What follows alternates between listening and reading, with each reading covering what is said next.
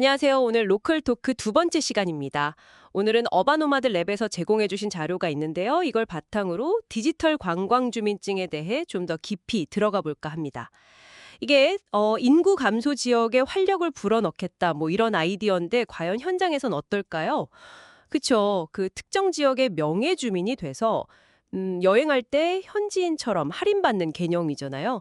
스마트폰 앱으로 쉽게 발급받고 QR코드로 딱 찍어서 쓰고 이게 2022년에는 딱 두 곳이었는데 와, 2024년에는 34곳까지 늘어났더라고요. 네, 맞아요. 정부 입장에서는 관광객을 그냥 스쳐 지나가는 사람이 아니라 이제 지역하고 뭔가 관계를 맺는 그런 관계 인구로 만들려는 거죠. 그래서 지역 경제에도 좀 보탬이 되고 또 당신 같은 여행객은 여행 경비 아끼고 서로 좋은 그런 윈윈 모델을 생각한 겁니다. 아, 윈윈이요. 근데 발급 건수만 보면 진짜 어마어마해요. 2024년 9월 말 기준으로 누적 발급이 거의 300만 건. 와, 2년 만에 정말 엄청나네요. 네, 숫자는 그렇죠. 근데 여기서 좀 중요한 질문이 생겨요. 그 300만 건 발급이 과연 진짜 지역 방문이나 뭐 소비로 이어졌을까? 이 문제죠. 자료를 보니까 실제 사용률은 오히려 엄청 떨어졌어요. 2022년에는 한 13.9% 됐는데 2024년에는 이게 2.4%까지 훅 내려갔습니다. 네, 2.4%요. 네. 그러니까 거의 300만 명 가까이 받았는데 실제로 혜택 쓴 거는 9만 건 정도. 뭐 그 정도밖에 안 된다는 계산이죠. 2.4%면 거의 뭐 없는 수준 아닌가요, 사실상?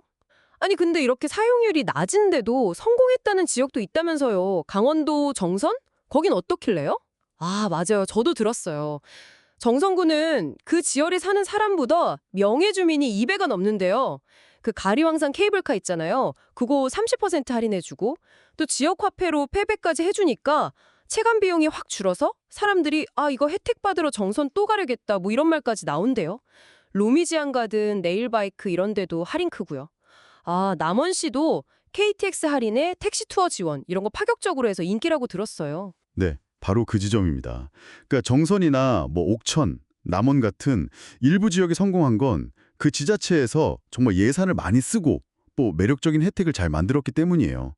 근데 이게 전체 사업이 다 성공했다 이렇게 보기는 좀 어렵다는 거죠. 오히려 예산 많고 적극적인 데만 잘 되는 거 아니냐 이런 문제를 보여주는 걸 수도 있고요. 지역 간 격차 문제도 있고요. 그럼 왜 이렇게 전국적으로 사용률이 낮을까? 그 근본 원인을 좀 보면요. 첫째는 많은 지역의 혜택이 솔직히 좀 있으나 마나한 수준이라는 거예요. 공공시설 할인은 뭐 좀 되는 편인데 식당이나 카페 같은 민간 가게들은 뭐 1,000원 할인 이런 소소한 게 대부분이고요. 심지어 그 할인 부담도 업주가 그냥 떠안는 경우가 많으니까 가게 사장님들 입장에서는 참여하기가 좀 그렇죠. 아, 그렇겠네요. 1,000원 할인받자고 앱 켜고 QR 찍고 좀 귀찮을 수 있겠어요. 저라도 그럴 것 같은데.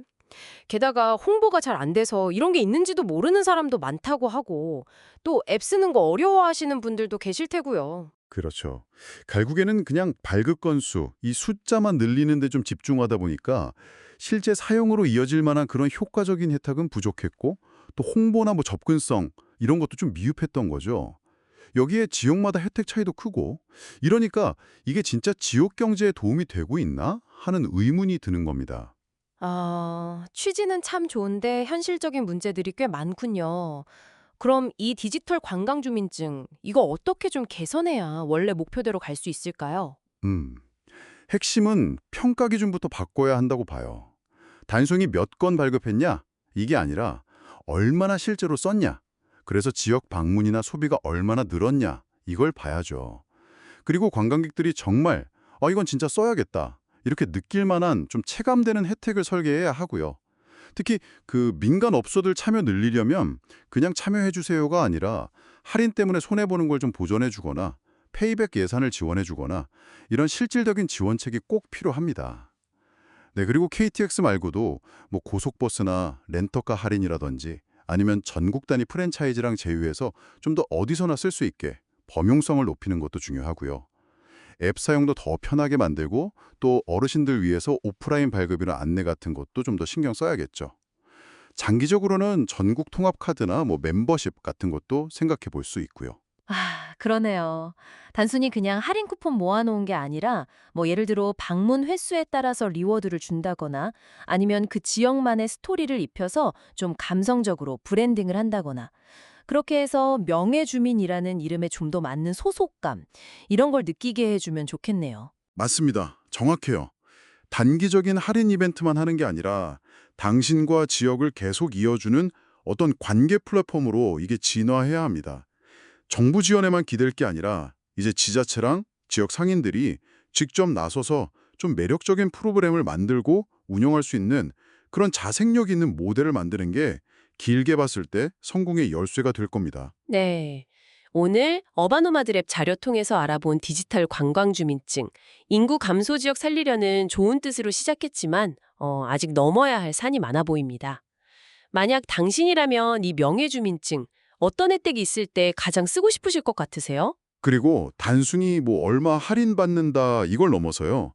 이 카드가 당신과 어떤 특정 지역 사이에 좀 의미 있는 관계 아니면 새로운 이야기 이런 걸 만들어 줄 수도 있지 않을까? 한번 상상해 보는 것도 재밌을 것 같습니다. 네.